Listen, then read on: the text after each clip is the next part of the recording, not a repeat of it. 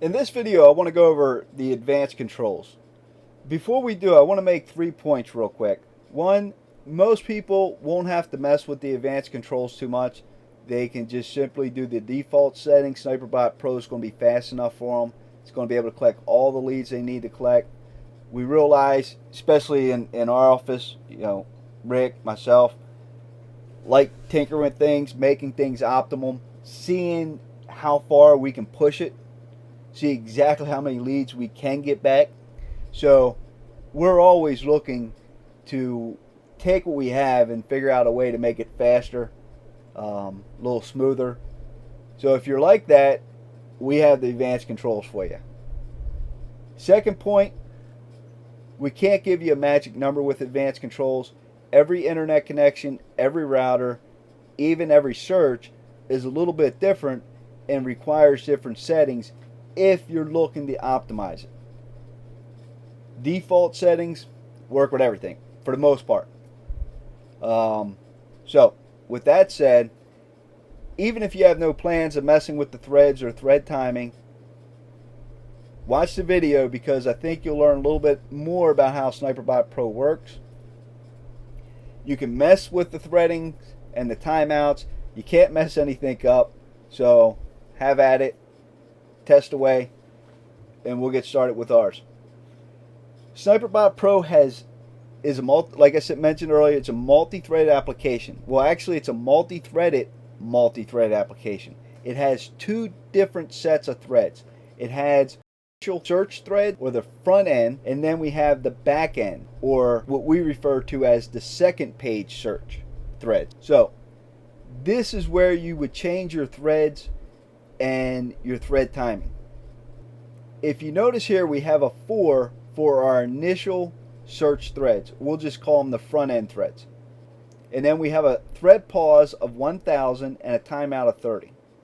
This is in milliseconds. So if you want to find out how many seconds, what you do is you take this number times this number and divide by 1000. If that got confusing for you, the best way to do it is your thread pause, leave it at 1000, and then whatever your timeout is, that's how many seconds. If we put this at 500, this would mean our timeout is actually 15 seconds. So, best way to do it, you can leave it at 1000 and then just mess with the timeouts here. Like I said, Rick and myself, we like really pushing the envelope. So we actually broke it down to milliseconds to have total control over what our speed would be and how far we could push things. Most people are not going to need to do that. So if you're watching the video, 99% of you can leave that at 1000 and only mess with this bottom number. That will give you the seconds that your threads are running. The way threads run, if you're not sure what I mean by multi-thread application, I'll back up a second. Threads are individual connections that SniperBot Pro makes to, in this case, Yellowbook, to pull back information. Your timeout is how long your threads will wait before they close and then start new threads back up. So in this example, SniperBot Pro will start 4 connections to go get information from Yellowbook and bring that information back. It will hold that connection for 30 seconds, then close. Once it closes, it will then open up 4 more connections for 30 seconds, trying to get information back. By lowering your timeout, let's say to 20 seconds, we're going to speed up SniperBot Pro. Now, some people might be thinking, well, why not put that at 1 second? Well, the reason that you need to optimize your timeouts, if you're looking for maximum speed, is because 1 second wouldn't work. You have to leave the connections open long enough to make sure that you're allowing enough time to pull the information that you need back. So if you're on a dial-up, 20 seconds is probably going to be too fast for you. You're going to probably have to put this up to 60 seconds if you're running a dial-up. That way you're giving your threads 60 seconds to make a connection, get the information, and then bring it back. If you're on a regular internet connection, like a cable connection, DSL, good rule of thumb is just set it at 30 seconds. That'd probably be perfectly fine for you. One way to tell if your timeouts are too high, in your grid where it's collecting all your information or all your leads, if you start getting a lot of blank lines, not just a couple, but a lot, that lets you know that your timeouts are too high or your timeouts too low. Because what that says is you're making a connection, and before that thread is pulling any information back, it's timing out. And that's why you're getting that blank line. And we made a decision to leave that blank line in there. I mean, we wanted to put that blank line in there for you so you can see if that's the situation. So if we were to remove all the blank lines automatically, it would really leave you a little lost in knowing if your timeouts were too high or too low. So that's why you might do a search and see blank lines that let you know that one of your threads or several of your threads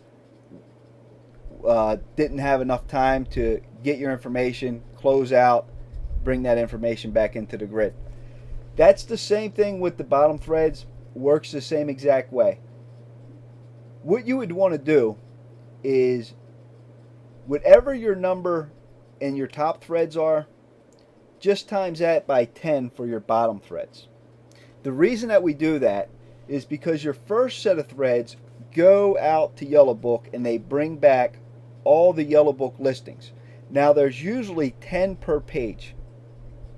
So we're bringing back 40 separate listings when we have a top thread of 4. That's why we would put our bottom threads at 40. So they kind of work hand in hand.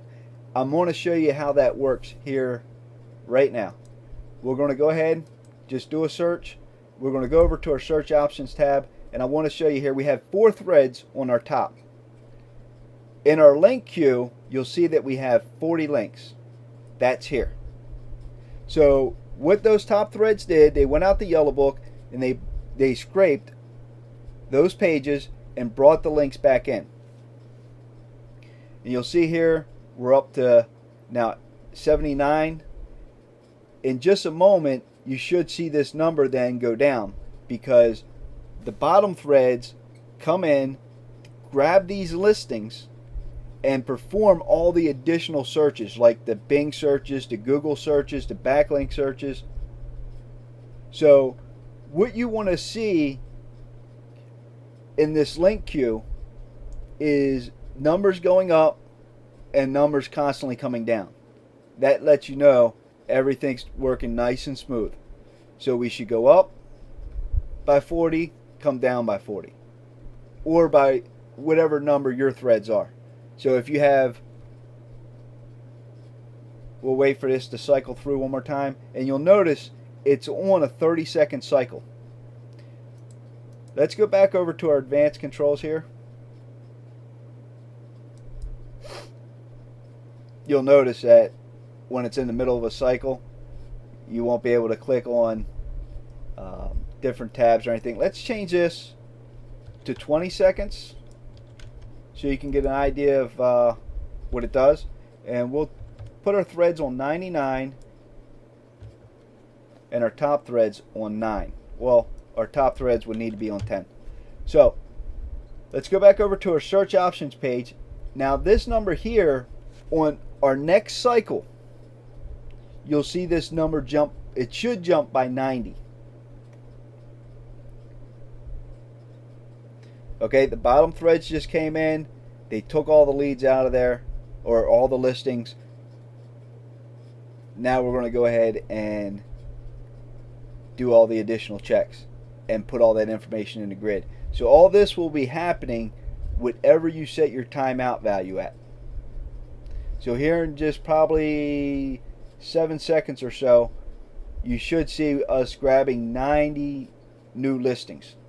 While it's out there doing that, I want to show you this number here. That top number, or this first number here, that's the page that it's on. So right now it's scraping results. Okay, the reason it was a little bit tied up, it cleared out a city. It did all of its searching and was switching cities. So it would just be a second. It's going to pick back up, continue right along the search. So right now we're searching up to page 10. Now there wasn't 90 listings, so it only had grabbed 79. You'll see here this number will get ready to go up to 20 because we have 10 threads. Now this back number here, that's the page that it will search up to. Right now we have it at 50. So this will keep on searching all the way up to page 50, and then it will recycle and start with a new search back at page 0. And we'll see it do that here in a second. If you're doing certain cities like Woodbine, Woodbine's a real small city in Maryland.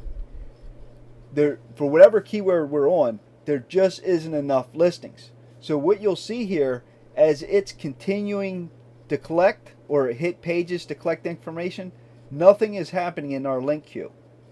That tells us we have run out of searches. There's no more information to get.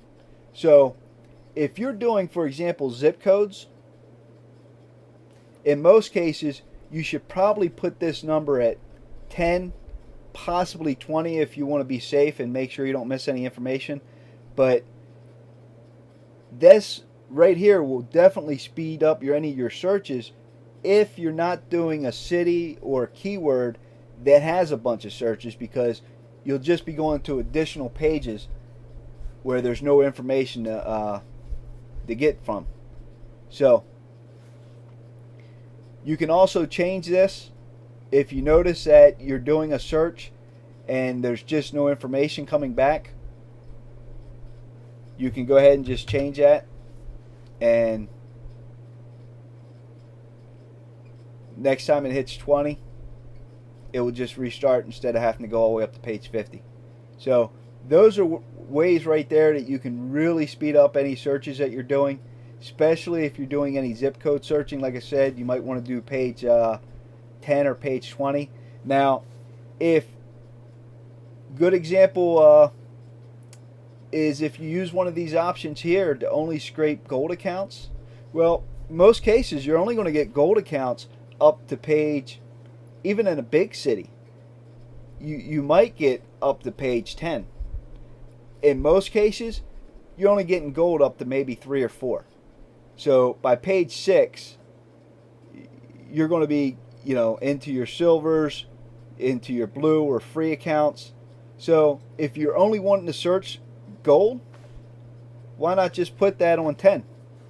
Even if you're doing a big city, there's no reason to go through all 50 pages.